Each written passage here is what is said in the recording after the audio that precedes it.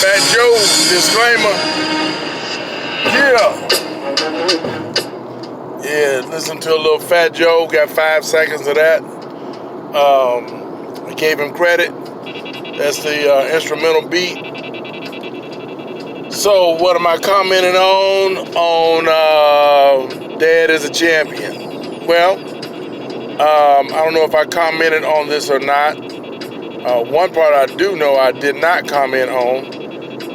It's August 27th, 28th, something like that. People don't know how to drive as normal. This joker just jumped in front of me and slammed on their brakes. I mean, really? I mean, what is that? What is that all about? Really? But anyhow, I know I didn't talk about that because that just happened. Air Force, baby. But I know I talked about it on Facebook. But anyway, there was a officer on Facebook who made a statement that he basically didn't understand what all the ruckus was about with the George Floyd situation, since there was only one officer. What's the big deal? And I emphatically and graphically explained to him that it's well over 400 years of satanic behavior, behavior that people responded to, not just here in America, but in countries abroad, to where it's not just police brutality, it's doctors, it's lawyers, it's people in authority, nurses, you name it, people in authority. Go check in at a hotel. Not just people in authority, it's just minding your own business. And somebody asks you a very racist, ignorant, stupid ass question. Why are you on this side of town? Why aren't you on your side of town? And, I've had different responses. Because your daughter's on this side of town, so I can't come over here and fuck her. There's all kinds of shit that I've said to people, and then stood there face to face with them and real close and prayed to God that they would try to make a move so I could, put my thumb right in the middle of the soft spots on their throat. Very confrontational at times. Other times, just mind my own business. And it doesn't have anything to do with size, age, or anything like that. Really more along the lines of what mood I was in. But anyway, explained to the officer that no, people are not responding to just what happened with George Floyd.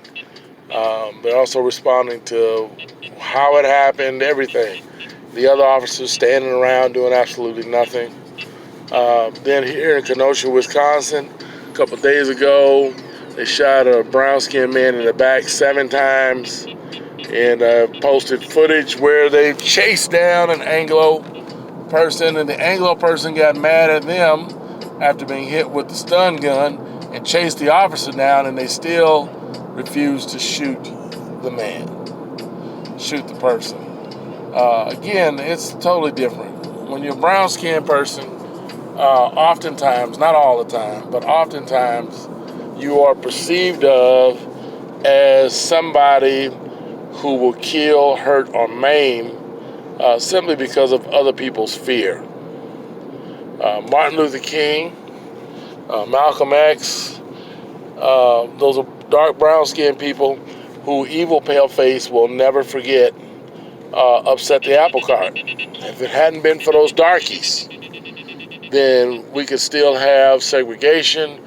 We wouldn't have to have redlining. We could still live in the nicer neighborhoods. They would live in the neighborhoods where the running water is brown, just like their skin. And they would die early, be infected by diseases. And instead now, these darkies, these niggers, and all of that kind of stuff, they live with us. They live right on the same corner. Sometimes their house is bigger than ours. And whining bitches. That's who evil people are. Whether they're Caucasian, dark brown skin and Anglo, Ecan, Puerto Rican, Dominican, Panamanian, it doesn't matter. Doesn't matter. Where you're from is where you're at. Day in the life of Common Chocolate. So then I saw another post by a brown skinned person, dark brown skinned person, who was whining, bitching, and griping about people collecting their unemployment instead of going to work. As if it's the person's fault that they're not stupid and dumb enough to go back to work for $9 to $10 or $3 an hour when they can make $15 to $20 an hour. Get the fuck out of here. Don't blame the citizen. You blame the sorry, shitty-ass government who made that decision. Day in the life, Common Chocolate. Americans got to pull their head out of their rear.